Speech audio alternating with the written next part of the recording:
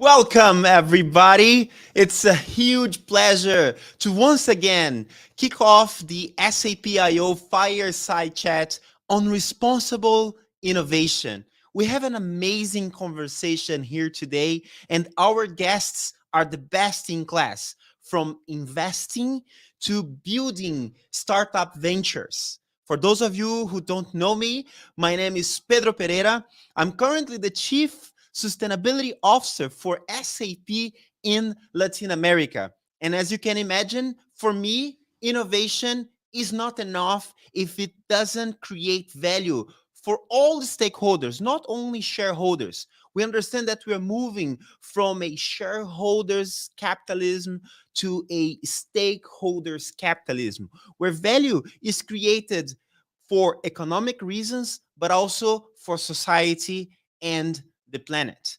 And for that reason, we always ask the question, should this innovation exist? That's why we need responsible innovation.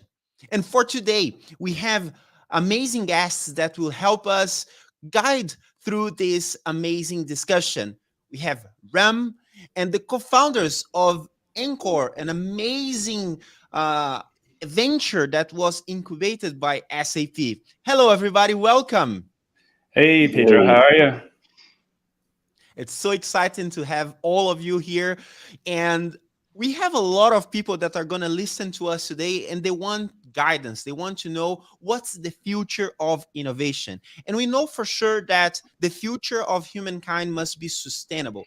So let's start there. Ram, maybe with you, we've done this responsible innovation last year. That's the second edition. And you gave us very good insights about innovation and the processes that you guys are running with SAP IO. So can you tell us an update about your current role and what SAP IO Venture Studio is up to these days? Yeah, certainly. So great to have you. Great to be a part of this today. Super exciting to be able to speak with everyone. Pedro, once again, thanks for having me. Let me talk about two things. Kind of first, why sustainability is an important topic. It's an important topic to our customers, right? So especially when we think about the current environment, not only the business environment, but the financial environment, and of course, all of the geopolitical things, there's incredible efforts being put in terms of when we think about how we can build and drive sustainable business and how we can drive business responsibly, really in the context of so our customers can better serve their customers, right? As we think about how we can make supply chains more efficient, more effective, design more efficient and more effective, sourcing more efficient and more effective. And all of those things end up leading to sustainable processes if you think through and say, how do we take waste out of our systems? How do we reduce transit time and transit cost? How do we be able to design most effectively for the long term, right? So our customers are thinking holistically. And so then we have a responsibility to think holistically for the future as well. But again, in that context, everything our customers are doing ultimately is to drive the best outcomes for their customers, the best outcomes for their employees, the best outcomes for their other communities, and their best outcomes for shareholders, right? So this is everything they're doing around sustainability is more than just kind of, hey, this feels good. This is just fundamental business sense.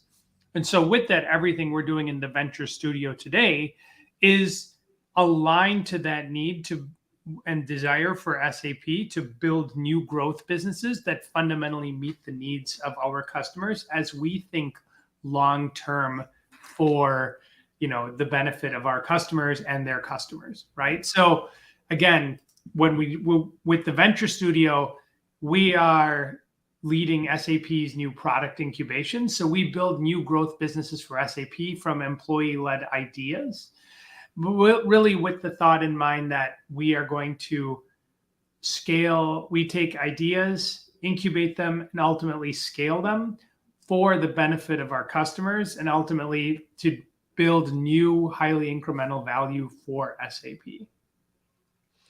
And we have here proof that what you're doing is working. We actually have two of the co-founders of one of the most recent investment from SAP IO Venture Studio. I want to welcome you both guys, Edward and Bram from Anchor. How are you doing today? Fantastic. Doing good. Doing good. How are It's you? great to have you here. And guys, tell us, what is Anchor? And maybe you give us the elevator pitch that got the investment towards you. Who wants to start? Yeah, sure. Absolutely. Encore focuses on the circular economy. Today, we live in a linear economy where resources are extracted from the ground, a product is made, it's consumed, and then it's typically disposed into a landfill. Well, what Encore does is it enables a regenerative business world with zero waste. We are a marketplace platform focused on B2B manufacturing to enable businesses big and small to participate and thrive in the circular economy for the betterment of the planet. Now, Ram mentioned, focusing on sustainable designs, on connecting supply chains, and on sourcing, right? These are all the things that we focus on in this marketplace platform. Now, take this iPhone, for an example, from a more personal perspective of what we do. Many people, they're looking for that new iPhone, that next iPhone. And then when they go and buy that, they dispose of this perfectly fine iPhone. And in some cases, they may put it into a marketplace platform online, or they can give it back to the original manufacturer to take the precious and very valuable materials within this phone and design a new product. This is what we're focusing on, but from a much more complex B2B process. So we're bringing that whole marketplace world to the business, to the enterprise level, specifically on manufacturing. We've been focusing a lot in the automotive space in Germany with the consortium Katina X to help manufacturers bring back their assets and products that they've originally designed for refurbishment, repair, and most importantly, remanufacturing, to help take that asset, as opposed to pulling those resources from the ground, bring that asset back into your design process and recreate a new product from that. So in the end, we're reducing waste for B2B manufacturing, the most wasteful industry. We're bringing more supply to a constrained market, and we're moving companies towards a sustainable and circular model, making a social impact on the planet. Well, you're speaking as a true founder, and which brings me to the question. You are actual SAP employees that came up with an idea and went through the process of the SAP Intrapreneurship. I want everybody that are listening to us to understand that process. How do you go from a normal employee of SAP to become a co-founder of the next big venture? Can you guys give us a bit of your background? What were you doing before becoming a co-founder, and how your idea came to exist? Yeah, sure. I can take this one. So, I mean, EJ and myself, we were both working in procurement. So we basically have pretty much the same career. We did have the same career path, I would say. So we started in delivery, so consulting, and then moved into pre-sales. I'm a bit more technical than EJ, so I was doing more solution architecture within the pre-sales team, and EJ was more on the functional side, on the business side. But we basically, I mean, we knew each other, even though EJ is based out of Denver, Colorado, and I'm based out of Brussels here in Europe, and so we didn't really talk too often. And it's actually funny, but we both came up with a pretty similar idea in the end. We both had there were two separate ideas, but they were pretty similar, even though mine idea was not specifically designed around circular economy.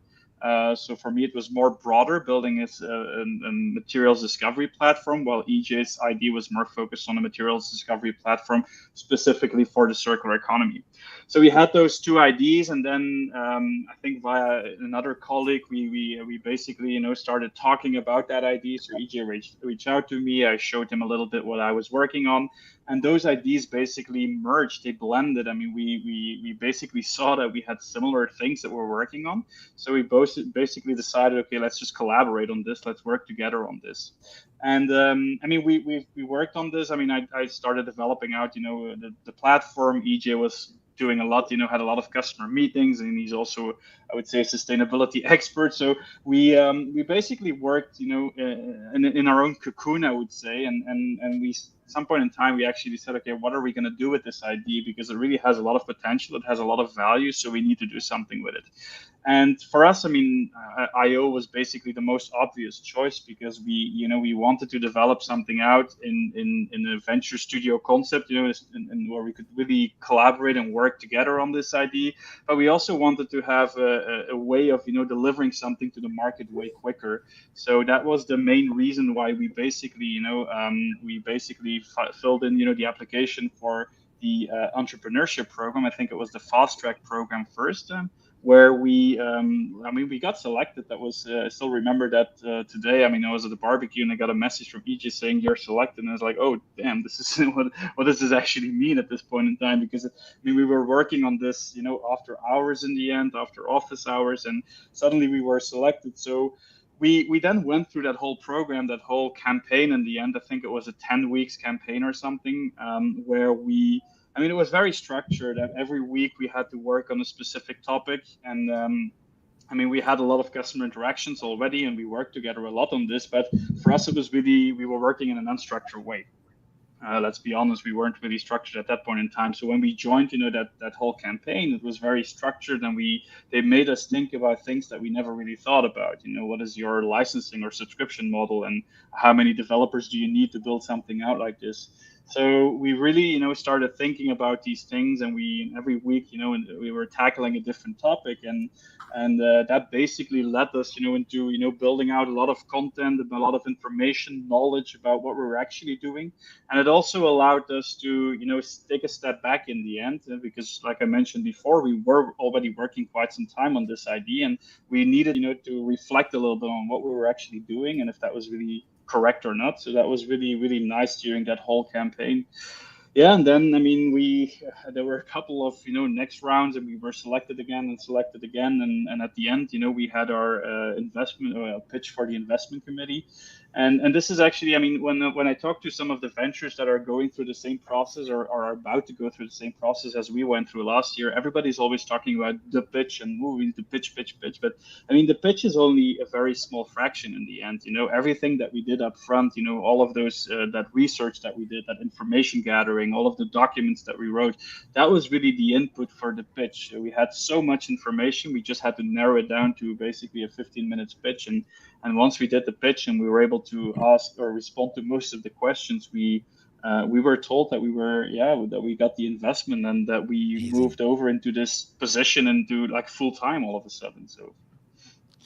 Well, I just want to remember everybody that if you have questions, how do you go from an employee to a founder within your own company? With the example of the SAP IO Intrapreneurship, we are here to answer your questions. Please shoot your questions. We will respond to them live. And also this conversation will continue on our feeds of LinkedIn, YouTube, and all the channels where we are streaming this content to all of you. This is so exciting to get to know the story of all of you guys. And we have one person here that must be so proud of all of you putting in that effort and now being selected. But Rem, I want to step back and ask a question.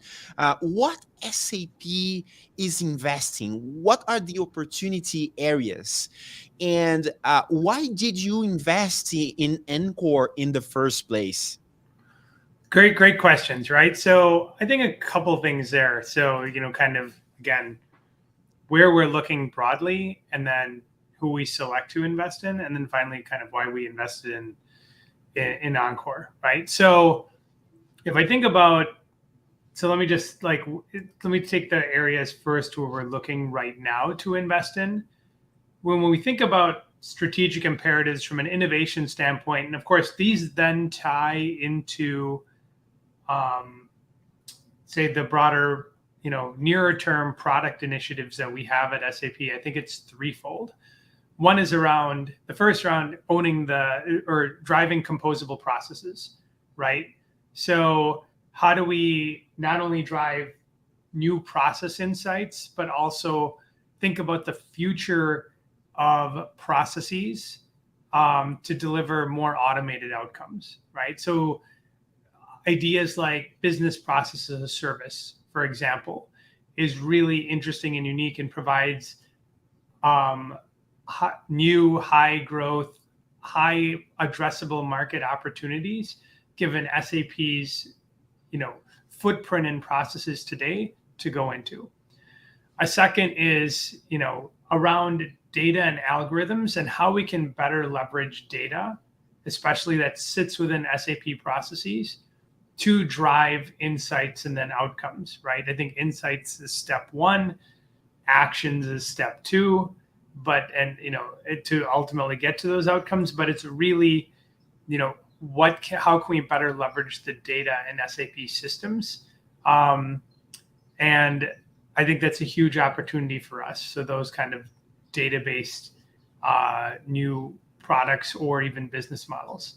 And then I think third is, management of assets and finance flows. So if you think about even things that we talk about today in networks that are around connecting, going beyond the four walls of enterprise, whether it's a value chain, for example, or like a supply chain, or if you think about marketplace businesses, things that, like a venture like Encore is building, those are also super exciting and interesting to us when we think about kind of new growth areas. So again, processes, data and algorithms, and then asset and finance flows. So I'll frame it like that, right?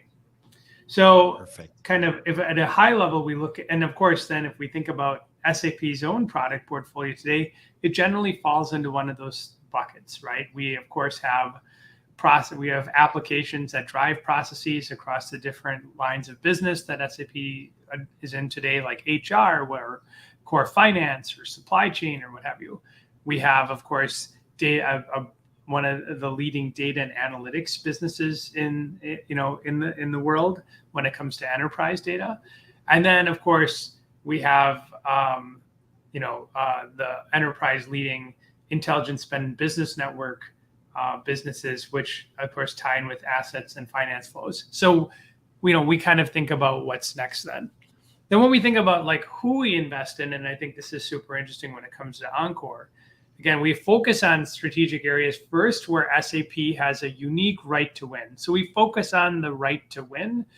And again, I would separate it from having, people look and say, well, we have hundreds of thousands of customers. That's your right to win. That's actually ultimately could be our long-term right to win. But what it is near term is an opportunity to test. We can discover customers to discover if we do have something viable here or not.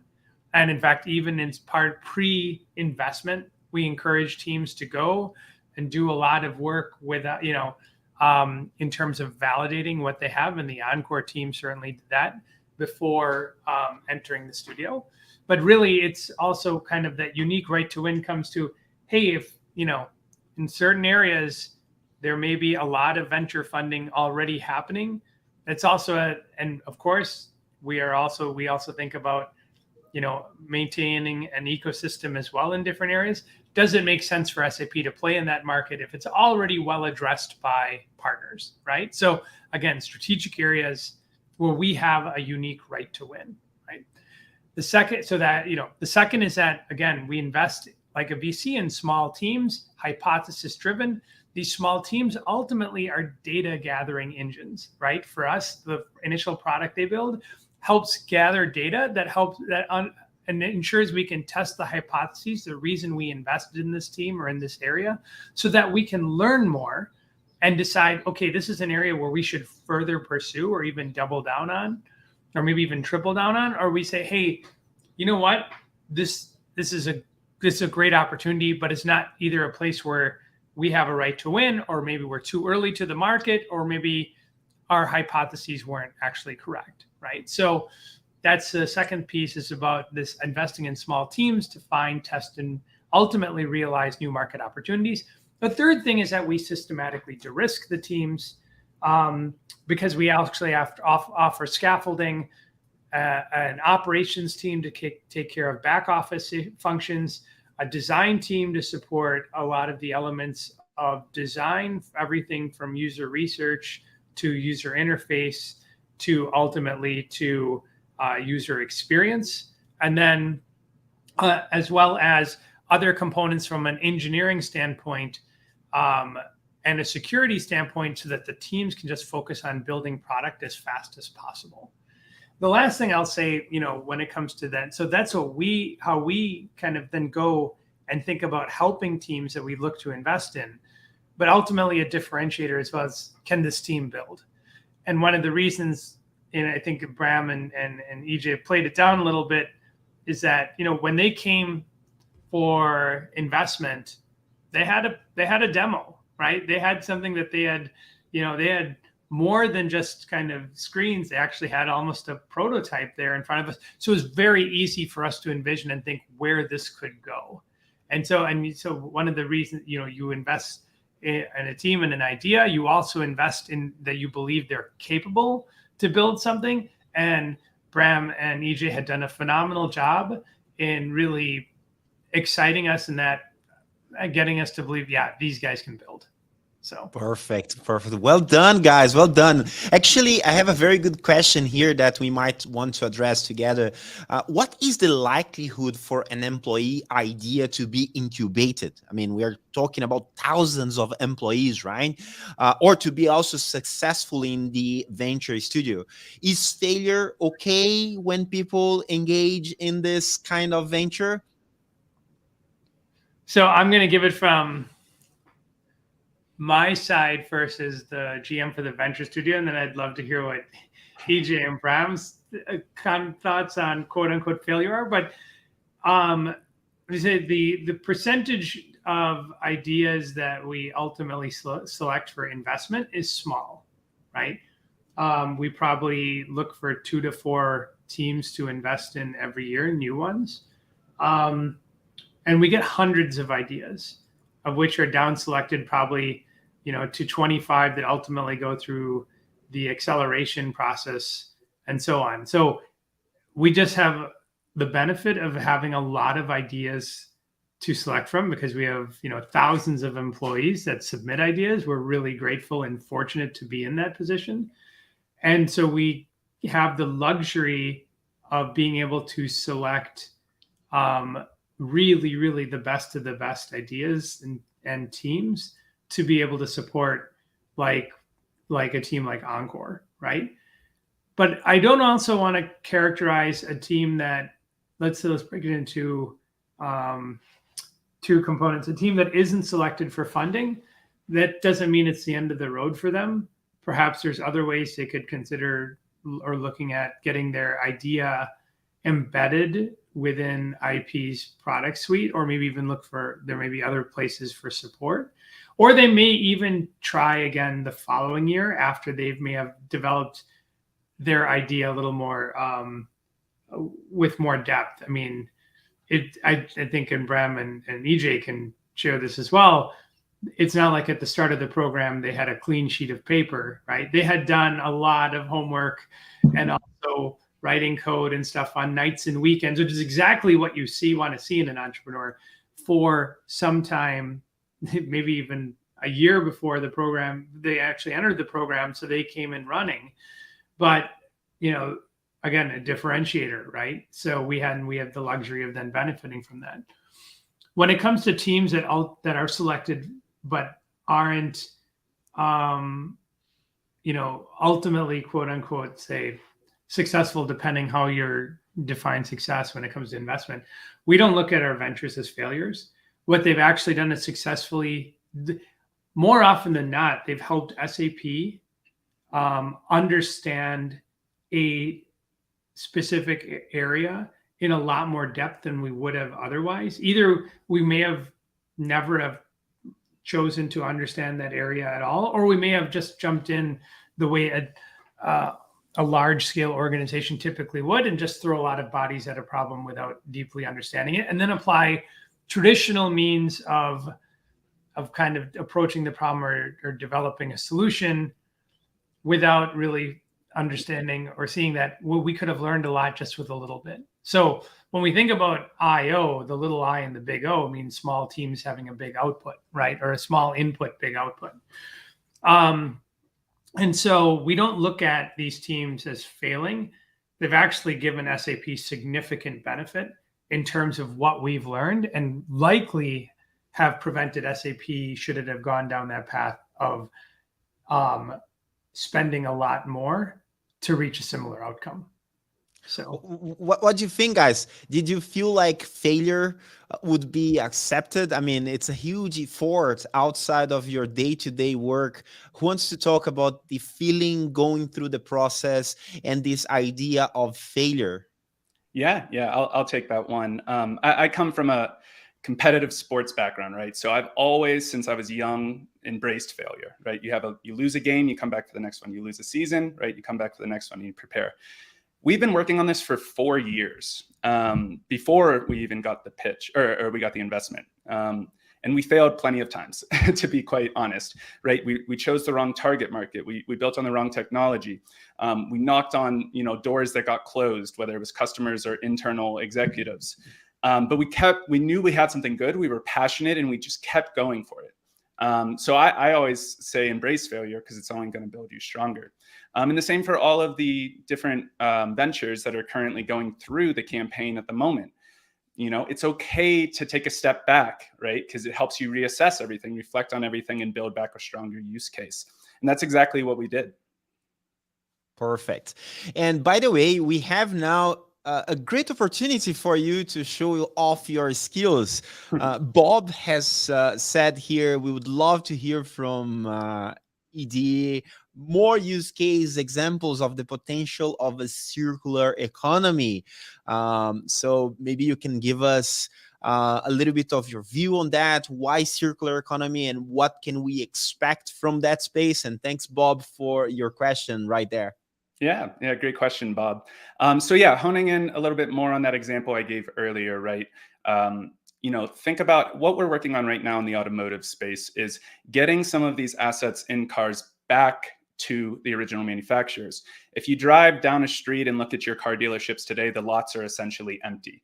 Why is that? Well, if you go back and look at the big car manufacturers, their lots are full because their vehicles do not have all of the parts complete to send the car out into the market. They are desperately in need of these components and these parts. So whether that's alternators, whether that's starters, whether that's batteries, which obviously is a huge, huge opportunity there, what we're working on doing is helping the manufacturers send out a demand signal saying, I need this many parts over this amount of time, and meeting it with the supply of the marketplace. And now what we're doing is we're connecting all of these smaller dismantler companies. If you think of a car, right? Even if a car unfortunately gets in a car accident or is disposed of, there's still tens of thousands of parts in that car that are brand new, like new. And the manufacturers want those cars back. So now, especially in Germany, if you're familiar with how Germany works from a business process, but even culturally, they're very sustainable. Their models are very sustainable. So we have these companies now, these smaller auto body shops or dismantler companies that are taking these cars and they're properly dismantling all of the parts. And then they're getting that demand signal from a big manufacturer. Think of, some of the biggest automotive companies or manufacturers in Germany. They're sending that out, and now it's connecting to all of these different dismantlers across Germany to now put these parts out into the Encore marketplace and now bring it back to the original manufacturer. So it's creating a not only regenerative business world, but it's enabling these smaller companies to now communicate and connect and transact with the enterprise companies where they might not have been able to do that in the past because they didn't have the technical capabilities. So that would be the example from an automotive perspective. And then you think of how far we can expand out into other industries, whether that's high tech, pharmaceuticals, construction. The possibilities are endless from a circular perspective. I think it's also important to note, a lot of companies are really focused on recycling now and bringing, certain assets back to its original format. And that's definitely a good thing. That's part of the circular economy. But we're generating so much waste, we need to really, it's a bit of a change management aspect as well. Even in our personal lives, we need to embrace, secondary components. And if my iPhone breaks down tomorrow, why should I get a new one? Why can I not just get a secondary one? That's just the change management aspect, I would say. And that is something that we are embracing more and more, at least here from a consumer perspective, I would say. But we need to do that more and more in the B2B context as well. And like EJ said, I mean, I think it's also really important that we can, at some point in time, start building new products out of recycled or out of refurbished or remanufactured components. So not just tackling the aftermarket sales, but also really building new components out of it. Yeah, and we have now an opportunity for growth. Simon already wants to be part of the marketplace. He's asking us what's the role AI or predictive maintenance could play in the marketplace. So now you are growing, guys. This is the platform for growth. And AI will definitely play a huge role. I mean, we already have, I mean, in some areas, I mean, what we're trying to do at least is build, as EJ mentioned, build, a matching between the supply and the demand. That's basically what we're trying to do. There is a huge demand for these components, and there's also a lot of supply there, but the supply is very scattered. So scattered across different, as he mentioned, smaller dismantlers or smaller body shops. Basically, what we're trying to do there is really bridge that gap and really build like a model that is, of course, based on machine learning that can actually automatically build that matching or do that matching for you in a between the supply and the demand, basically. So that is one of the components, the core components that the marketplace is currently being is trying to tackle in the end. So that is definitely one of the huge things that we're currently working on. And of course, predictive maintenance. I mean, in the end, the data is really important. If you want to do predictive maintenance, you need to have data, historical data. And of course, that historical data is also very important for us. If you want to put a listing on the marketplace, you need to know in which condition that listing actually is, or that specific product actually is. And the data that we gather, from these predictive maintenance models in the end is also something that we can use on the marketplace when creating listings. Well, that's very good. Bob seems to be happy with the answer. Truly circular brilliance. Thanks, Bob, for the comment, for the question, and thanks, guys, for answering him. Now, Ram, I think I will keep you busy. There is a very interesting comment here that I would like you to address from Samar Malik, and thanks again, everybody, for the engagement here. SAP is full of entrepreneurs driven by their innovative mindsets. What are your suggestions to keep people motivated despite not receiving investment? Yeah, that's a great question. And then I'm going to also flip it over to EJ and Bram on what kept them motivated, because again, I think it's a little bit of, having that fire in the belly within you, right? So the entrepreneurial spirit is effectively, ultimately you're motivated. Hey, I want to build something, right? And so that motivation comes from within. That motivation isn't necessarily driven by, I'm going to get, investment or not. I think staying motivated is a function of how interested I am in the topic and how much impact can I have in the topic, right?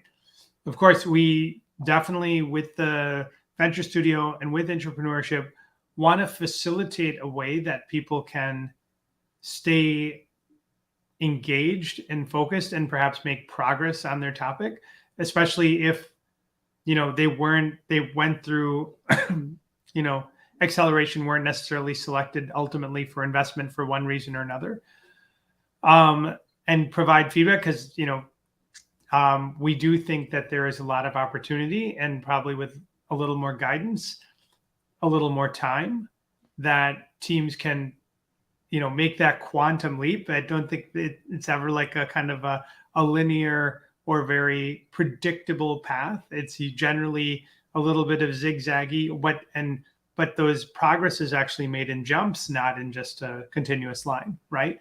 So I just want to say a couple of things, right? So first is, obviously, if you're passionate about a topic, stay involved, because there will be likely, if the opportunity is big enough, other chances to contribute one way or another, or to build a product, or that addresses that specific topic. Secondly, if you were part of the Intrapreneurship program, it's always great to get feedback why or why not your idea wasn't selected. Third is your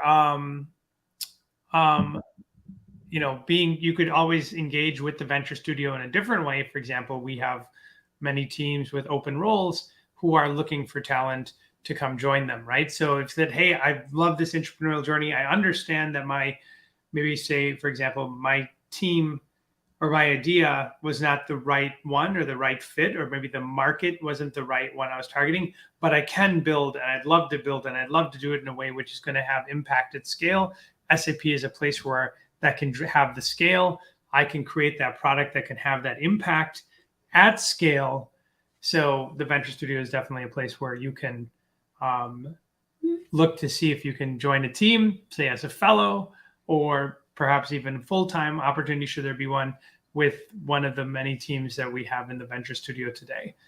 But I'd love to get Bram and EJ's, thoughts, because obviously, I mean, EJ, probably more than a year before you ultimately entered the entrepreneurship, or that whole phase, you reached out to me and said, hey, I have an idea that you need to invest in now. And I said, no, I don't think now is the time. So how did you guys stay motivated? Yeah, and that I did knock on Ram's virtual door a few times before we finally got in front of the investment committee, as a few other SAP executives as well. I'm very passionate about this. All kudos to my fiance. Since we've met, she's changed the way we live around the house. So very focused on reducing waste around the house and purchasing secondary materials. Our whole house has the most incredible high value materials that we got at a pretty good cost. And then I realized one day this needs to transform into the B2B world. And, typically when you look at the B2C world, the B2B world follows a little bit behind, it lags a little bit. So I just knew this was coming. And then I did a masterclass, thanks to my friend Kristen Hannell. I did a masterclass on circular economy, and I learned this is a multi-trillion-dollar business opportunity. And, this was the type of thing my fiance and I were talking about, just in our personal time. And then I realized this is huge. This is going to happen, and this is going to make an impact on the world. So I just had so much passion around this that there was nothing stopping me. And then I met Bram, and this guy is so creative, so brilliant, and he's building the most incredible stuff that it's a true pleasure for me. And I know he hates when I say this stuff, but it's a true pleasure for me to wake up every day and work with him. If I could choose anyone in the world to work with, it would be Bram. And my whole job, to be honest with you, is to be his API to the world, because he is the technical genius behind this building and developing everything. I still hate it when he does that. I'll do it every time, man. That's great, guys. This connection between you guys, I think it's amazing.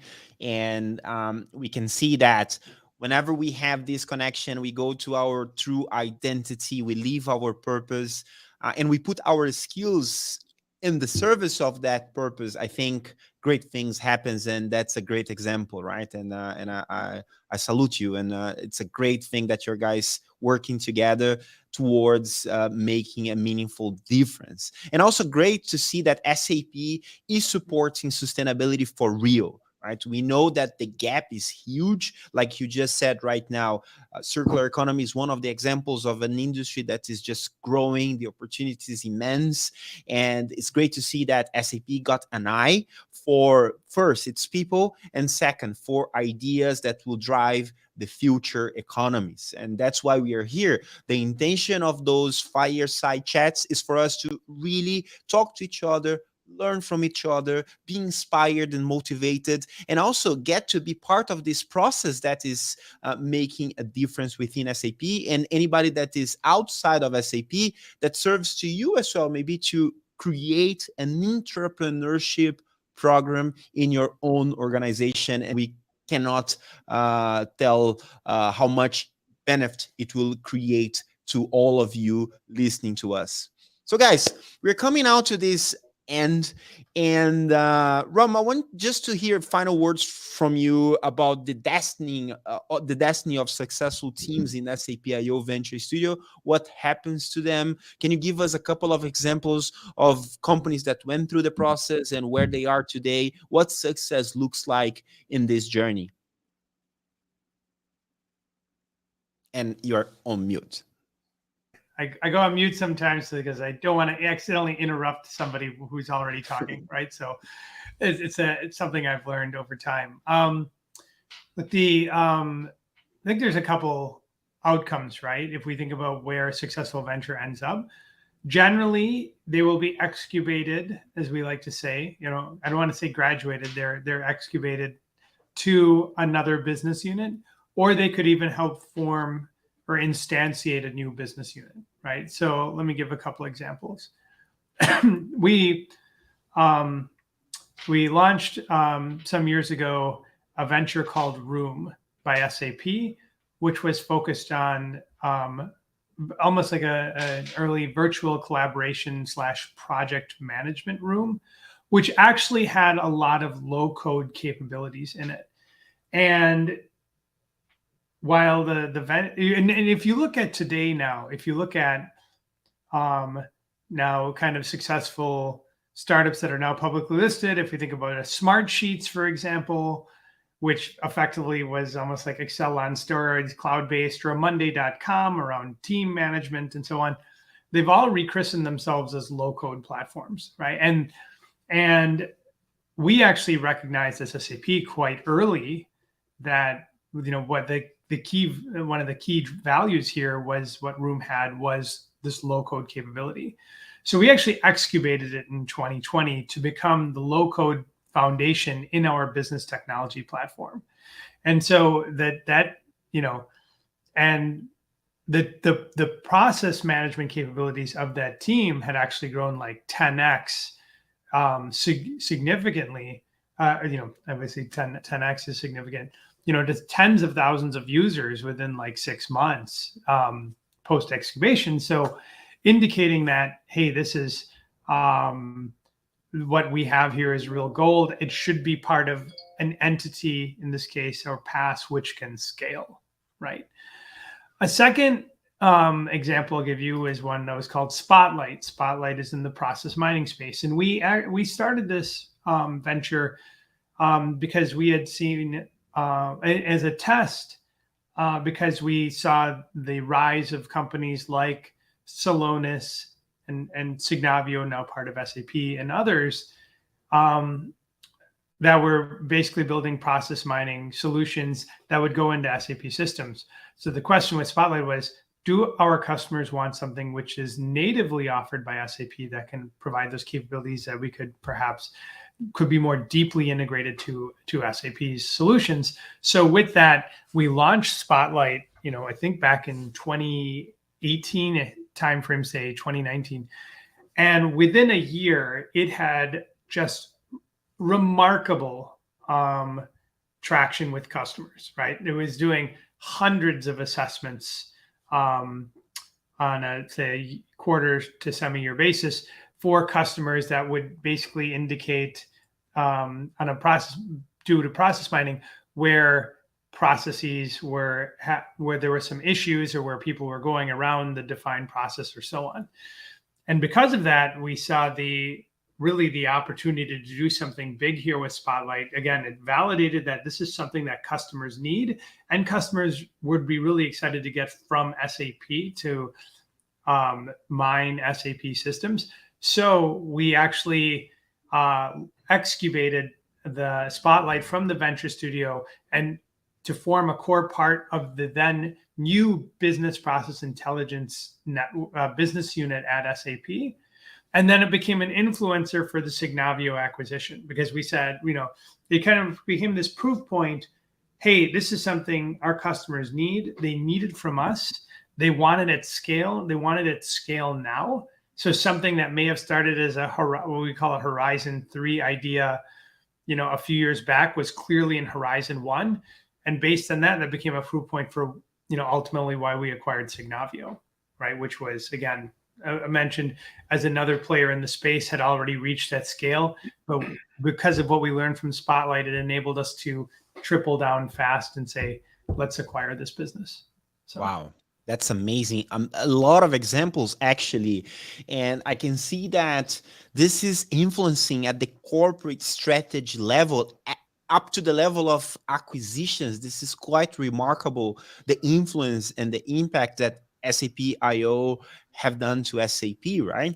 As a corporation that is looking into its future. Super well done. And now for you guys, as founders, I think you have this challenge of acting small but think big. In that sense, I want to understand what's your big vision for your venture? What can we expect from you guys in the next 5 to 10 years?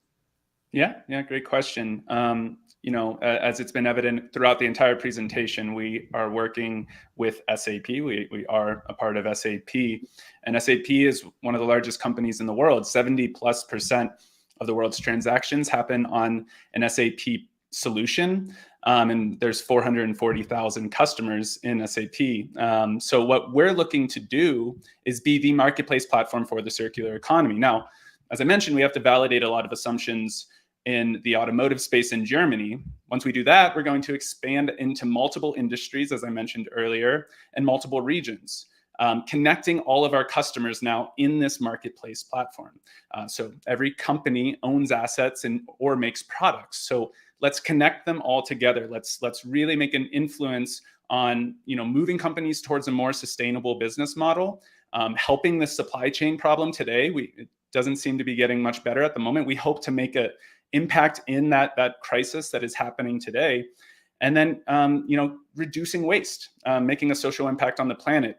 We'll expand out, and we also want to make a social impact from a perspective of bringing technology to lesser privileged communities, to nonprofit organizations, schools, etc. So we have a big vision. Right now we're focused on automotive and manufacturing, but in the end we will be the circular or the marketplace platform for the circular economy.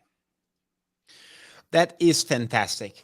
Well, for everybody that's listening to us, you have been participating, engaging. We have here so many questions, comments that we will not even be able to address today. Like Imran, thank you so much for your note here. Nice to meet you all. Fruitful event. Thank you so much for your note. We also have from Imran some questions that we will try to address as we go through the chats of LinkedIn as he posted this one here. We also have Joaquin that made a question, and I will ask you guys to go to the question and answer. Unfortunately, we will not have time to go through it today, but it's a very interesting question.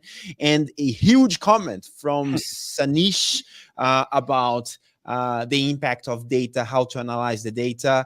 And last but not least, I have Hishen, my good friend here, that saying that it will be great to work with the plastic producers. Absolutely. And Definitely. As we keep talking, you see that your addressable market is growing in this call. So guys, I really want to end here with a big thank you and congratulations to all of you, all the way from the IO to promote this kind of initiatives, and for you guys, the real entrepreneurs that are putting your reputation, your career on the line for something that you believe and something that is important. Thank you so much. And we will continue those talks on responsible innovation. And just one last thing here. What is responsible innovation to you? 5 seconds for each one of you to wrap up with what's your definition for responsible innovation? I'll start with go ahead. Yeah, just the passion to make an impact on the planet and do good in your lifetime. Amazing. Bram. I don't know if that's Bram or Bram, but I'll just a constant confusion. I think it's innovation and adding value where they at a kind of a positive ROI when we think about the 4 stakeholder groups I mentioned, especially when we think about community as a stakeholder group, as a proxy for environment. For me, it's simple: save the planet by innovation. Amazing. Well, everybody, and for me, it's all about innovation, creating progress for society, progress for the planet. It's not only something new that comes to market and makes some people happy at the launch, but progress comes from real maintenance of the innovation, making it part of business processes and the day-to-day from people. Thank you so much, everybody. Thank you for your time being here with us today. Let's keep this conversation going. Go to the chat, reach out to the speakers here. it's going to be a pleasure to continue this conversation with you, and I will see you next time. Thank you. Thank you.